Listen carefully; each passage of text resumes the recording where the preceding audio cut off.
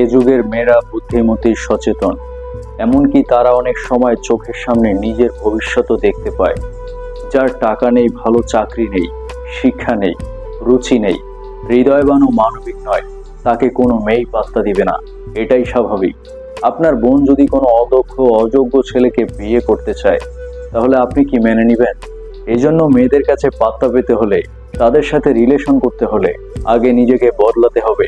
আপনি নিজেকে যোগ্য ও দক্ষ করে তুলুন, নিজেকে প্রতিষ্ঠিত করুন, নিজের পায়ের নিচের মাটি শক্ত করুন।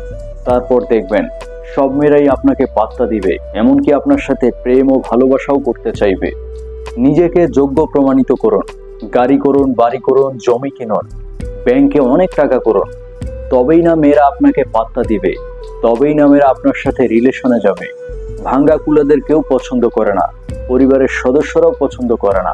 আপনি আমার কথায় রাগ করবেন না, আমি আপনাকে জাস্ট বাস্তবতা বোঝাতে চাচ্ছি। ধরুন আপনি একটা রিলেশন করছেন, সেই রিলেশন কিন্তু টিকবে না যদি না আপনি আর্থিক দিক থেকে সফল না হন।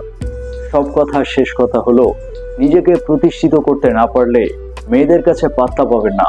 শুধু মেয়েই না, কারো কাছেই পাত্তা পাবেন না।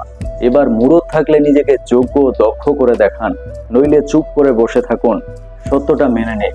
প্রিয় দর্শক, ভালো থাকবেন। আসসালামু আলাইকুম।